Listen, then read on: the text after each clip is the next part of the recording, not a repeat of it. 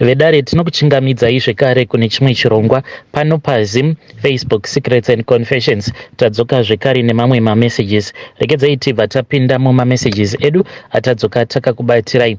Message yedu yekutanga yakamira sekudai so. Hanzi makadi zvenyu mukoma, ndinokumbirawo kuti munge muchindiposterawo nyaya yangu makavika chitupa changu. Inini mukoma, I am a man who is a married man. Uyezve, I am a pastor. Please do not mention the name of the country where I am staying, but I have relocated kunoku Europe.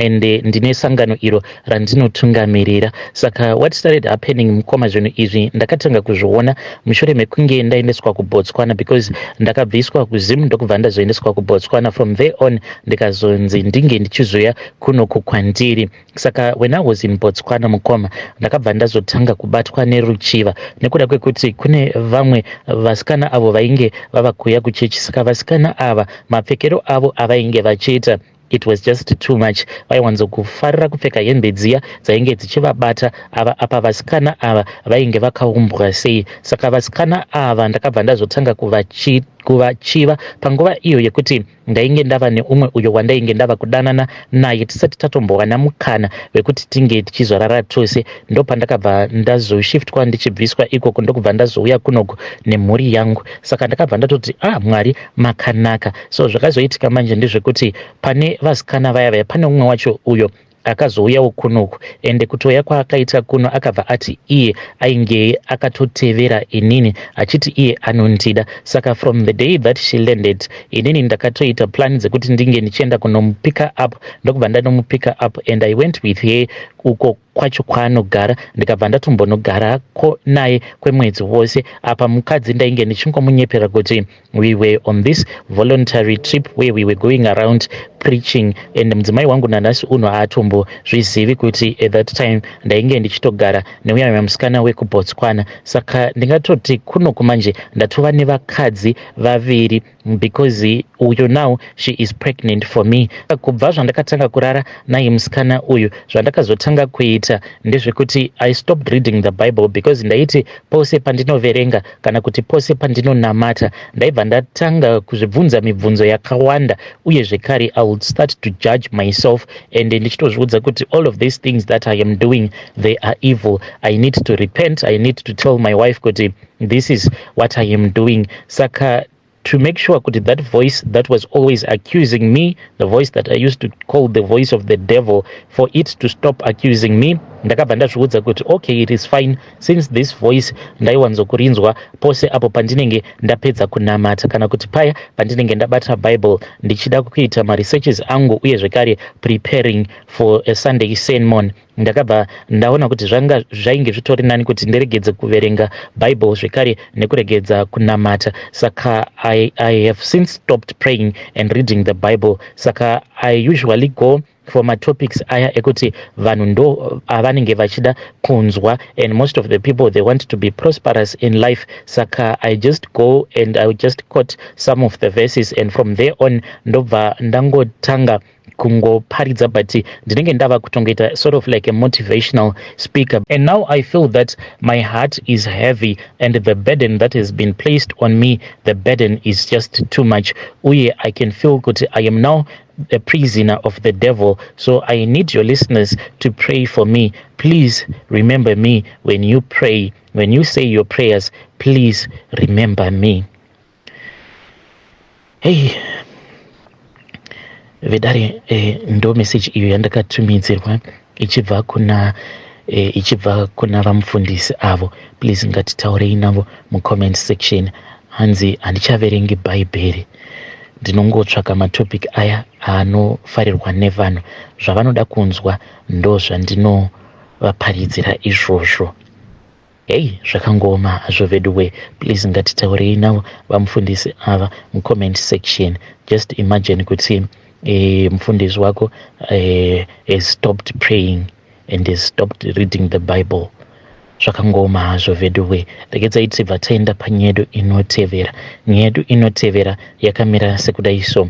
Hanzi makadi zvenyu mukoma, ndinokumbirawo kuti munge muchindiposterawo nyaya yangu makavika chitupa changu. Inini mukoma, I am a professional, but sekuru vangu ivo vainge vari mbavha. Sekuru vangu ava vakatofira mujeri. saka tichitokura paitowanzokuitwa mabira, but zvinhu izvi after most of my father's brothers passed away, avo vainge vachifarira izvozvo zvechivanhu, then that practice was then stopped. Inini ndikabva ndazoya hangu kuno kuSouth Africa, I never thought about it a lot, but ndaigara ndichingorota sekuru vangu, and strangely enough sekuru vangu ava I never knew him. Taingovanzwa nezvavo kuti muna sekuru venyu vari kuchikurubi uko vainge vari mbavha uye zvitonzi vainge vakauraya munhu pane pamwe when they tried to hijack someone and it was an hijack that had gone wrong, ndokubva munhu uyaya abva azofa. Saka ivo sekuru vakabva vazosungwa and he was at Chikurubi. Saka I always had a dream about my grandfather even though I never knew him. Ndava kuno kuzvikabva zvazvoita worse because I came here for my medical school and after that ndikabva ndazotanga kushanda kunoko. Saka nditori doctor mukoma by profession. But the things that happen to me is that ndinongogara ndichibatwa nemweya wekuda kubira vanhu, and I've been doing that.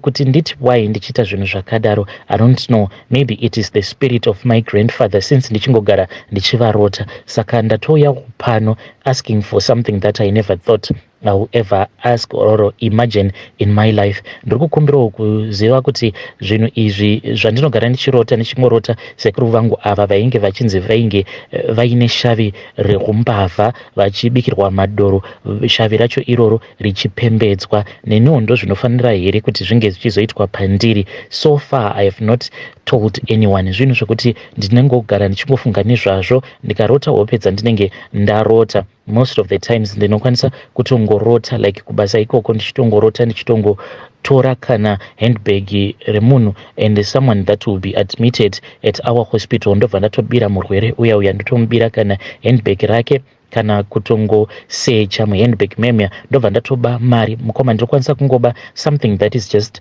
meaningless to me, like nezvandiri kubira munhu mari inokwana iyo kuita kana 10 rand. What am I going to use 10 rand for? But kana ndikasaba mari iyoyo ndinoita kunzwa muviri wangu wose uyu uchiita kubvunda. Ndinozoti kana ndabaka mari ikako kekuti akatomborina kana sense zvekuti kana ndikabatwa kana panews ndikanzi ndabuda zvichinzi pana doctor avo vakabira his patient something like 10 rand, zvinhu zvinonyadzisa kudaro. But paya pandinenge ndazobira murwere uyo, sometimes varwere vacho vandinobira vanhu vaya vekuti kana kutotaura vanenge vasingatombogoni kutotaura, ndo vandinosechera mabags avo ivavo, ndobva ndavabira ma10 rand even macoin andinenge ndasangana nawo mumabags avo. So this is what I have been doing for the longest time, and I have tried to pray about it, but the more that I pray, the more that I have many dreams about my grandfather. Ndinowanzokurota ivo sekuru vangu ava vachinditora vachiti hande muzukuru wangu. Saka dzimwe nguva ndinokwanisa kutorota tichienda kunorobha mari mubank kana kutopinda mudzimba dzevanhu tobva tatoenda straight panenge paine safe tobva tatonoba mari. Saka handizivi kuti is this a calling kana kuti pachivanhu chedu pane zvinofanira kuti zvinge zvichigadziriswa pandiri. Believe you me, I am a strong Christian, but ndazosvikawo pakupererwa, hence ndauyawo pano ndichitsvakawo kuruzivo kubvawo kune avo vanoita zvechivanhu kuti neizvi zvose zviri kuitika kwandiri, what am I supposed to do? Ndinofanira kuti ndinge ndichitaura navo sei kwesekuru vangu ava kuitira kuti vasangoramba vachiuya mukuhope kwangu uye ndisangoramba ndichiita izvo zvandinoita. It has even reached a point whereby ndinotobira kunyangwe mudzimai wangu, ndinokwanisa kungomubira kana mari, then later on I will return back that money apo pandinenge ndaitora. Apa anenge ambotambudzika sei achingoti I have this money that I had placed here, mari iyi ndiri kuitsvaka ndiri kuishaya, so I am asking for your assistance vedare. Vedare ndo message iyo yandakatumidzirwa ichibva kuna mukoma vedu. Naimi zvakangoma hazvo vedwe, apa unenge uri murwere then doctor vako votuya vobva vatokusechera chikwama chako votokubira kana ka10 rand ikako ka10 rand kaunenge uchiti kana ndazomukawo ndichazotumawo nesi kuti vange vachienda kunonditengerawo mabhanana, then doctor votuya vobva vakubira ka10 rand ikako. Hanzi kana ndikasabira murwere uyo wandinenge ndaona kuti mukakwama kake munenge muine zvimakoini, ndikasaba zvimakoini izvozvo ndinobva ndatonzwa muviri wangu uchibvunda. after ndaba mari iyoyo ndo pandinobva ndadzwa kuti ndava right. Zvazvakangoma hazvo vedu we. Please ngatitaurei navo. Hanzi ndiri kutsvakawo kune avo vane ruzivo maererano nezvechivanhu. Hanzi ndoita sei, ndingataura seiko nemweya wasekuru kuitira kuti ndikwanisewo kusiyana neizvi zvandiri kuita.